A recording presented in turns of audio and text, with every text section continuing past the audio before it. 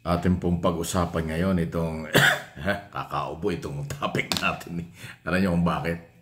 Ay isipin mo, Alyansa para sa Bagong Pilipinas. O ano ba yung grupong yan? Yan yung mga kandidato at si Pangulong Marcos Jr. Alyansa para sa Bagong Pilipinas. Laban sa Team Suka. Lalakas ngayon ang bintahan ng suka kasi alam niyo yung bakit? Parang tinanggap na ng mga kandidato ni Duterte, Digong Duterte, na yun, sila yung tinutukoy na suka, na inutusan lang na bumili ng suka.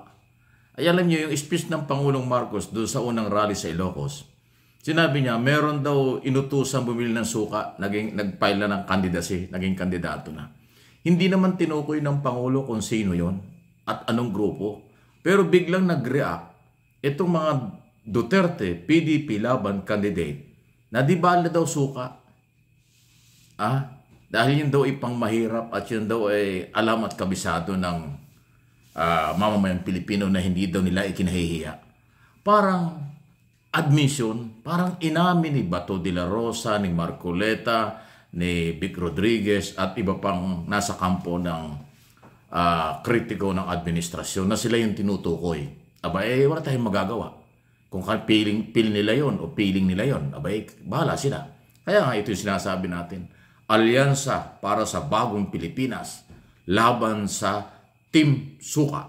O, kita nyo. Tingnan natin. Maasim ba ang labanan? Or Bagong Pilipinas ang kailangan? Ayan ang maganda dyan eh. San kayo? Kayo mga botanteng Pilipino sa buong Pilipinas, sa buong mundo. Overseas Filipino workers, mga Pilipinong registered voters sa malalayong lugar. Sino ang gusto nyo? Alyansa para sa Bagong Pilipinas? Pag sinabing samahan para sa Bagong Pilipinas, positibo. Pag-unlad, development, katahimikan, kapayapaan para sa bayan. Ay yung Team Suka, ano yun? Saan pupulutin yun? At ano yun? Team Suka. Okay. Matatawa ka na lang. Bakit? Guilty ba sila? Hindi naman sila tinukoy. Wala naman binanggit ang Pangulo kung sino yung Team Suka pero sila nag-react. So kaya ngayon, nabansagan sila na sila yung Team Suka. Any comment, reaction, malaya po kayo dyan. Okay? Isa pa na pag-usapan natin. Alam nyo, talagang alyansa para sa Bagong Pilipinas Alam ba ninyo, dalawa sa mga kandidato ni Pangulong Marcos ngayon ng gobyerno por senador ay naging kalaban ni Pangulong Marcos ng presidential election ng 2022. Dalawa po yan. At sumama sila at kasama ngayon ng ating Pangulo. Ang tinutukoy ko po ay si Senador Ping Lacson. Yan ay tumakbong na presidente. With Soto, si Soto pa yung kanyang vice president. At si Soto ay kasama rin ngayon sa Alyansa para sa Bagong Pilipinas. Ang pangalawa, si Senador Manny Pacquiao. Tumakbo din yung presidente yan. Di ba? So dalawa ang tumakbong presidente at isang vice president na kalaban ng Uniteam noong 2022. Di ba? Pero ngayon, dahil Alyansa para sa Bagong Pilipinas, nagsama-sama sila. So, indikasyon ito ng pagkakaisa, development, pabor sa hindi lang voters na Pilipino, kung hindi sa lahat ng Pilipino. Di ba? Kung yung mga gunita, may mga sundot, may mga batikos, sina Ping Lacson at Pacquiao doon sa kandidato ng eleksyon. Pero wala na ngayon. Sila ay magkakasama na ngayon na kumakampanya.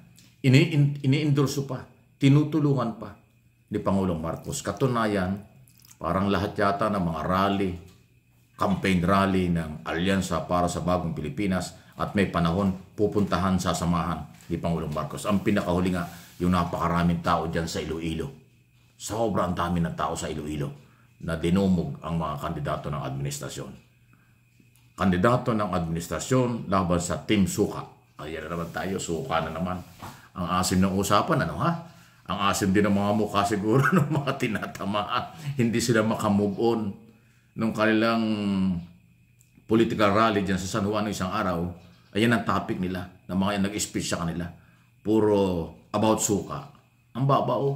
Sa bagay, parang mababaw talaga yung galaw nila eh. Pero pati yung suka, pinatulan nila. Di lalo na siguro kung tinukoy ni Pangulong Marcos kung sino yung kandidatong pinabili ng suka. Or ganong ka babaw at walang agendang pang-national. Kasi ang purpose ng sinabi ng Pangulong yan ay ang pagbabago. Kailangan may mga agenda ang kandidato. Kailangan may mga agenda ang politiko. Kailangan may mga agenda ang mga nag-file ng Certificate of Candidacy. Hindi yung wala namang plano, walang alam o walang kakayanan o kung ano man na parang ang inutusan lang bumili o magdala ng suka, naging kandidato na.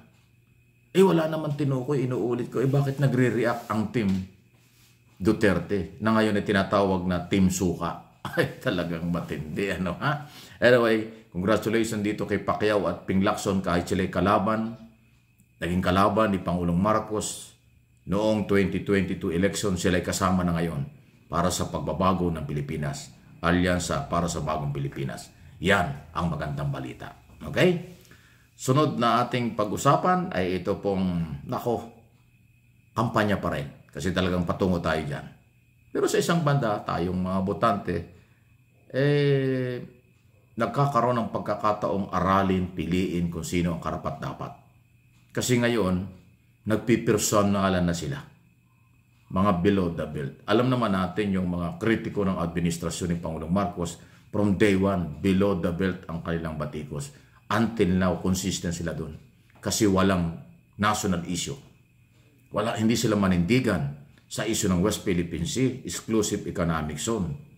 Ayaw nilang panindigan yon at ayaw nilang suportahan ang ating administrasyon. Katunayan, meron pa silang isang kandidato ang sinasabi, wala namang West Philippine Sea. Gawa-gawa lang natin yan.